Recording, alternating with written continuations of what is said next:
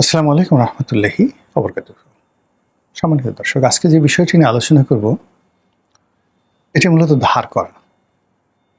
আপনারা যারা আমাকে ফলো করেন বা দেখেন, তারা জানেন যে ইদানিংকালে আমি আমার কর্মজীবনের একটা বিশেষ সময় সোশ্যাল মিডিয়াতে ব্যয় করছি। ফেসবুক, লিঙ্কডইন, ইউটিউব, এর পাশাপাশি টেলিভিশন যে টক শোগুলোতে প্রায় প্রতিদিনই ২টো-৩টে করে টক শোতে যাচ্ছি। এখন আপনারা হয়তো অনেকে প্রশ্ন করতে পারেন যে, আপনার কি কোনো কাজ নেই? হ্যাঁ, অবশ্যই আমার অনেক কাজ আছে। আপনারা যারা আমাকে জানেন, তারা অনেকেই জানেন যে আমার ব্যবসা আছে, বাণিজ্য আছে, ঘর আছে, সংসার আছে, পরিবার আছে। তারপর আ আমার একটা সামাজিক কানেক্টিভিটি আছে। তো আমি সবকিছু বাদ দিয়ে এখন সামাজিক মাধ্যমে যথেষ্ট সময় দেই। আমার কর্মঘণ্টার বলতে গেলে অর্ধেকটা সময় আমি এখন সামাজিক মাধ্যমে দেই। কেন দেই? মূলত এটা আমার ভালো লাগে। ভীষণ রকম ভালো লাগে। এই কাজে আমার আনন্দ আছে। এই কাজে আমার তৃপ্তি আছে। এই কাজে আমি যে কাজ করছি, এই কাজের আমার একটা ইন্টারেকশন আছে। আমার পেশাগত জীবনে আমি ব্যবসা-বাণিজ্য করেছি। যেকোনো একটা ব্যবসা-বাণিজ্যে ধরুন আমি এখন বিনিয়োগ করলাম, ৩ বছর পরে এলো, ৫ বছর পরে এলো। আমি একটা গাছ লাগালাম, সেটার ফল পেতে দীর্ঘ সময় লাগলো। ফলে বহুদিন অপেক্ষা করতে হয় একটা রেজাল্ট পাওয়ার জন্য। আবার ধরুন আমি রাজনীতি করেছি। বহু বছর, অন্তত ১০টি বছর আওয়ামী লীগের একটা মনোনয়ন পাওয়ার জন্য আমাকে পরিশ্রম করতে হয়েছে। ২০০০ সন থেকে একবারে টানা ২০০৯ সন পর্যন্ত। তারপর ২০০৯ সনে মনোনয়ন পেয়েছি। আবার বিএনপির মনোনয়ন যে ২০১৮ সনে পেয়েছি, এটা তো এমনি এমনি হয়নি। ২০১৪ থেকে একবার ১৮ পর্যন্ত কন্টিনিউয়াসলি সেই বিএনপির জন্য কাজ করেছি। নেতাদের সাথে সম্পর্ক রেখা করেছি। ফলে ২০১৮ সনে মনোনয়ন পেয়েছি। আবার এই যে রাজনীতি থেকে আমাকে যে একটু দূরে থাকতে হবে, আমি বিএনপি করব না, আওয়ামী লীগ করব না, আমি যে আজকের এই কাজটি করব, এজন্য আমাকে অ্যাটলিস্ট ৬ বছর পরিশ্রম করতে হয়েছে। ২০১৮ সালের নির্বাচনের পর আমি যখন দেখলাম যে আসলে আমার এই বিএনপিতে যোগদান করাটা আমার জন্য লাভজনক হয়নি, ভালো হয়নি। It was not a good decision. Number 1। Number 2 হলো রাজনীতির যে পরিবেশ পরিস্থিতি আগামী দিনে যে এখানে যাচ্ছে, এখানে নান অফ দ্য পলিটিশিয়ানস, কোনো রাজনীতিবিদ হ্যাপি হতে পারবে না। আপনি দেখুন ২০১৮ সন থেকে আজ পর্যন্ত একজন হ্যাপি রাজনীতিবিদকে দেখান। ফলে নির্বাচনের পরপরই আমি সিদ্ধান্ত নেই যে আমি আগামীতে নির্বাচন করব না, কোনো দলীয় রাজনীতি করব না। আমি নিজের মতো করে এমন কিছু কাজ করব যেন রাজনীতিতে না থাকা সত্ত্বেও লোকজন মনে করে সে আছে, সে হারিয়ে যায়নি, তার উপস্থিতি কনফার্ম। এজন্য কিন্তু আমাকে এই গত ৬টি বছর গ্রাউন্ড ওয়ার্ক করতে হয়েছে এই সামাজিক মাধ্যমে, যার প্রেক্ষিতে এখন আপনি চাইলেও আমাকে দেখতে হবে, না চাইলেও আমাকে দেখতে হবে, শুনতে হবে। আর এই কাজগুলো করে আমি তৃপ্তি পাচ্ছি। এর কারণ হলো যখনই আমি কোনো একটা কাজ করছি, উইদিন ১ মিনিটে আমি রেসপন্ড পাচ্ছি। এত বড় লম্বা ভূমিকা টানলাম এই কারণে। আজকের এই শিরোনামটি আমার এই অনুষ্ঠান যারা দেখেন, মন্তব্য করেন, তাদের কেউ একজন এরকম একটা মন্তব্য করেছেন চলমান রাজনীতি নিয়ে। আমার কাছে মনে হয়েছে এই বিষয়টি নিয়ে আলোচনা করা দরকার। আপনারা জানেন অথবা বুঝেন অথবা আন্দাজ করেন বা করতে পারেন যে এই মুহূর্তে আসলে সরকারটা কেমন সরকার। এটা কি বিএনপি সরকার? এটা কি জাতীয় সরকার? এটা কি আমি এবং মামুদের সরকার? এটা কি জামাত বিএনপির এনসিপির সমঝোতার সরকার? এটি কি প্রবল ক্ষমতাধর বিএনপির সরকার আর তাদের অপোজিটে প্রবল ক্ষমতাধর ইফেক্টিভ জামাত এনসিপির সরকার? এটা কি ডক্টর মোহাম্মদ ইউনূসের এক্সটেনশন ভার্সন? এটা কি প্রো আমেরিকান গভর্নমেন্ট নাকি প্রো ইন্ডিয়ান গভর্নমেন্ট, নাকি বাংলাদেশি জাতীয়তাবাদী উদ্বুদ্ধ শহীদ প্রেসিডেন্ট জিয়াউর রহমান, বেগম খালেদা জিয়ার স্বপ্নের সরকার? এই প্রশ্নগুলো যদি আপনাকে করা হয়, আপনি কোনো একটা প্রশ্নতে আপনি টিক মার্ক দিতে পারবেন না। এর কারণ হলো সরকারের আগমন, কর্মকাণ্ড সব মিলিয়ে মানে আপনি একটা বিশ্বাস স্থাপন করবেন, আস্থা স্থাপন করবেন, এরকম কোনো পরিস্থিতি তৈরি হয়নি, অর্থাৎ সরকার তার শ্রেণী, চরিত্র, তার আইডেন্টিটি, তার গোল, তার মিশন, তার ভিশন এখন পর্যন্ত সেট আপ করতে পারছেন না। সরকার বলতে আমরা বুঝছি তারেক রহমান সাহেব যাচ্ছেন, আসছেন, ছবি তুলছেন, খবর আসছে। সরকার বলতে আমরা বুঝছি খাল কাটছেন, ফ্যামিলি কার্ড দিচ্ছেন। সরকার বলতে আমরা বুঝছি বাজেট প্রণয়ন হচ্ছেন, মন্ত্রী দেখছি, এমপি দেখছি। কিন্তু সত্যিকার অর্থে একটা রাষ্ট্র চলছে, সরকার চলছে, ভবিষ্যৎ আছে, দীর্ঘদিন আছেন, এরকম একটা ট্রাস্ট অ্যান্ড কনফিডেন্স আমাদের মধ্যে আসেনি। আর এটা শুরু হয়েছে বিএনপির মধ্য থেকে, শুরু হয়েছে জামাতের মধ্য থেকে, এনসিপির মধ্য থেকে। সবার দেখবেন মন খারাপ।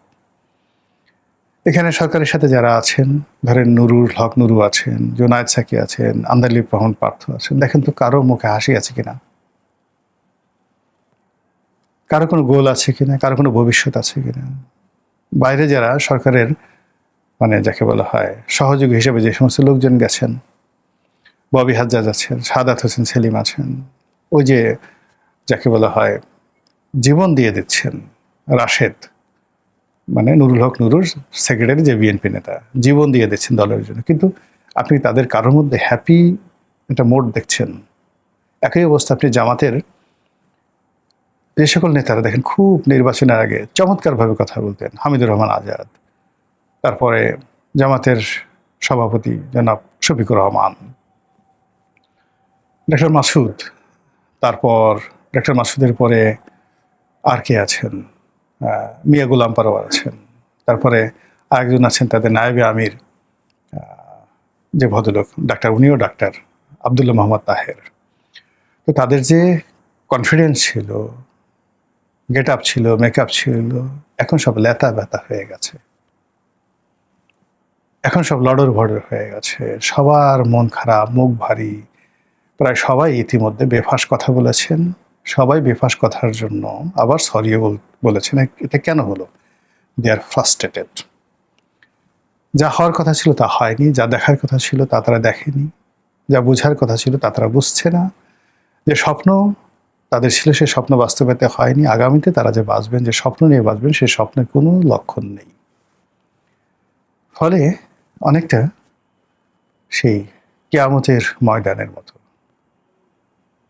কিয়ামতের আগে যেটা হবে সেটা হলো পৃথিবীর সমস্ত মাধ্যাকর্ষণ শক্তি চলে যাবে, মহাকর্ষণ শক্তি চলে যাবে। প্রতিটি বস্তু, পদার্থ তার ওজন হারিয়ে ফেলবে। ফলে হিমালয় পাহাড় তুলার মতো আকাশে উঠে থাকবে।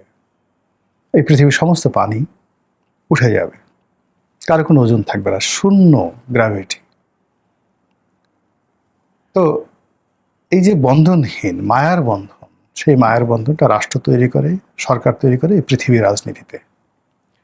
সেই বন্ধনটি এখন তৈরি হচ্ছে না। ফলে বিএনপি নেতাকর্মীদের মধ্যে বন্ধন নেই, জামাত বিএনপির মধ্যে বন্ধন নেই, জামাতের নিজেদের মধ্যে বন্ধন নেই। তারা সবাই বর্তমান নেতৃত্বকে, জামাতের যারা তৃণমূল, দায়ী করছে যে কেন আপনারা এই কাজগুলো করলেন, কেন ইউনূসের সঙ্গে গেলেন। ইউনূস আফসোস করছে কেন তারেক রহমান সাহেবের সঙ্গে তার বৈঠক হলো, কেন বিএনপির যারা লোকজন ইউনূসের সঙ্গে কেন নেগোসিয়েশন হলো, আমেরিকার সঙ্গে কেন চুক্তি করতে হলো। এটা বিএনপির লোকজন তারেক রহমান সাহেবকে বলছেন। এনসিপির লোকজন বলছে তাদের মধ্যে 3 থেকে 4টা ভাগ হয়ে গেছে। মাস্টার মাইন্ড বলা হতো মাহফুজাকে এনসিপির মধ্যে নেই। তো কেন জামাতের সঙ্গে তারা গেল, কেন তারা দাঁড়াতে পারলো না, কেন স্বতন্ত্র ইলেকশন করতে পারলো না, এরকম অসংখ্য কেন নিজেদের মধ্যে চলে আসছে। তার প্রেক্ষিতে আমরা বলতে পারছি না সংসদে বিরোধী দল না গৃহপালিত বিরোধী দল, সরকারকে আমি এবং মামুদের সরকার নাকি সত্যিকার অর্থে বিএনপি সরকার। এই জিনিসগুলো হচ্ছে। তো এরই মধ্যে সবচেয়ে বড় ব্যাপার হলো তাদের কোনো কমন গোল নেই, কিন্তু তাদের একটা কমন আতঙ্ক আছে। তাদের কোনো কমন গোল নেই, কিন্তু তাদের কমন একটা টার্গেট আছে, সেটি হলো আওয়ামী লীগ।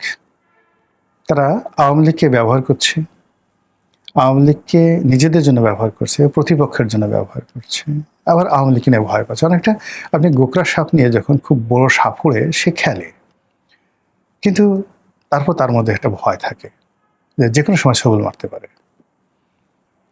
আবার ধরুন আপনি রয়্যাল বেঙ্গল টাইগার লালন পালন করেন, তার সঙ্গে আপনার খুব বন্ধুত্ব, কিন্তু আপনি বিড়ালের মতো রয়্যাল বেঙ্গল টাইগারের সাথে ব্যবহার করতে পারবেন না। বিড়ালকে আপনি একটা লাথি মারছেন, লেস দিয়ে দিচ্ছেন, কখনো বিড়ালের অন্ডকোষ চেপে দিচ্ছেন, ম্যাও ম্যাও করে বিড়াল দৌড়ে চলে যাচ্ছে, আপনি খুব হা হা করে হাসছেন। কিন্তু আপনি চিড়িয়াখানাতে বসে আপনার যত রকম বাঘের সাথে খাতির থাকবে কেন, বাঘের অন্ডকোষ আপনি ধরতে পারবেন না, লেজ ধরে মোড়াতে পারবেন না, বাঘকে আপনি ওইভাবে মানে বাঘকে খোঁচা দিতে পারবেন না। বড় জোর বাঘকে দুধ খাওয়াতে পারেন, চুমা দিতে পারেন, মাংস দিতে পারেন। এটা তো এই আওয়ামী লীগ তাদের সঙ্গে যারা খেলছে, যা কিছু করছে, তারা কোনো অবস্থাতেই তাকে, এই দলটিকে বিড়ালের মতো বানাতে পারছে না, ইঁদুরের মতো বানাতে পারছে না, তেলাপোকার মতো তাদেরকে পিষে মারতে পারছে না। ফলে কি হলো, তারা নিজেরা আওয়ামী লীগকে ভয় পাচ্ছে। যদি কারোর সাথে কোনো সম্পর্ক থাকে, যেহেতু যে কোনো সময় আমাকে ঘাড় মোটকে দিতে পারে, যে কোনো সময় ফ্র্যাঙ্ক আর্নেস্টাইনের দানব হতে পারে, এই আতঙ্ক সবাই তাদেরকে তাড়া করছে। আবার অন্যদিকে যেটা আছে যে প্রতিপক্ষকে তারা একে অপরকে ভয় দেখাতে পারছে না। আওয়ামী লীগ মানে বিএনপি আওয়ামী লীগের যে রসায়নটা, সেই রসায়নটা জামাত এবং বিএনপির মধ্যে হচ্ছে না। বিএনপিকে জামাত পাত্তাই দিচ্ছে না, আর বিএনপি জামাতকে একেবারেই পাত্তা দিচ্ছে না। এনসিপি জামাতকে পাত্তা দিচ্ছে না, জামাত এনসিপিকে পাত্তা দিচ্ছে না। তখন একে অপরের দাম বাড়ানোর জন্য তারা যে কাজটি করছে, কখনো কখনো আওয়ামী লীগের ভয় দেখাচ্ছে, কখনো কখনো আওয়ামী লীগের সঙ্গে সখ্যতার ভয় দেখাচ্ছে, আমরা দখল সেটা করব।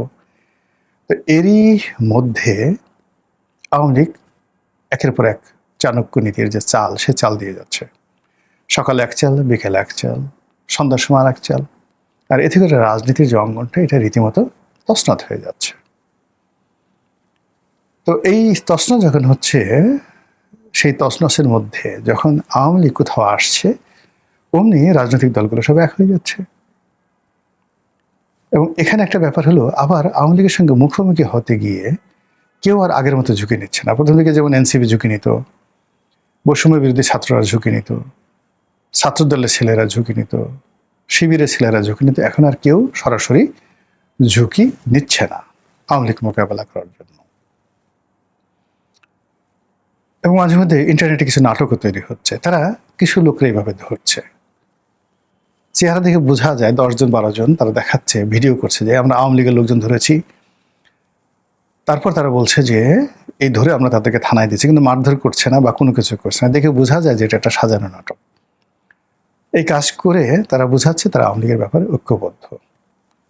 তো এইরকম একটা যখন বিশ্রী অবস্থা চলছে, তখনই জনৈক মন্তব্যকারী আমার যে কোনো একটা ফেসবুক কমেন্ট বা ইউটিউব ভিডিওতে তিনি কমেন্ট করেছেন যে সরকার চালাচ্ছে বিএনপি, কিন্তু দেশ নিয়ন্ত্রণ করছে জামাত। স্বভাবত তিনি জামাতের সাপোর্টার। বিএনপি তো আসলে আওয়ামী লীগকে মোকাবেলা করতে পারছে না, পারবে না, সম্ভবও না। তারা ক্ষমতা চালাচ্ছে, মুড়ি মোয়া সব খাচ্ছে, পোলাও কোরমা সব খাচ্ছে। আর জামাত তাদের জীবন দিয়ে, যৌবন দিয়ে এই আওয়ামী লীগকে মোকাবেলা করার জন্য রাজপথে জিহাদি জোশ নিয়ে দাঁড়িয়ে আছে। এইভাবে তো হয় না। ডিম পাড়ে হাসে, খায় বাগডাসে। জামাতকে দিয়ে যদি এই ধরনের কর্মকাণ্ড করাতে হয়, তাহলে মাল ছাড়তে হবে। সেটা গনিমত ছাড়েন, আল্লাহর মাল ছাড়েন, অন্য যে কোনো মাল ছাড়তে হবে। সরকারের শেয়ার দিতে হবে, জাতীয় সরকার গঠন করতে হবে, আমাদের লোকজনকে সুযোগ সুবিধা দিতে হবে। আদারওয়াইজ আমরা এই আওয়ামী লীগ ঠেকাতে পারবো না। ওই কথারই প্রতিধ্বনি আমি দেখলাম সেই ভদ্রলোকের সেই ফেসবুক স্ট্যাট আছে বা মন্তব্যে। আর এই মন্তব্যের মধ্যে কতটা অসহায়ত্ব, কতটা ক্ষোভ, কতটা ক্রোধ, এটা উগড়ে পড়েছে, এটা আশা করি আপনারা বুঝতে পেরেছেন। মহান আল্লাহ আমাদের সবাইকে হেদায়েত দান করুন এবং হেফাজত করুন। আসসালামু আলাইকুম ওয়া রাহমাতুল্লাহি ওয়া বারাকাতুহু।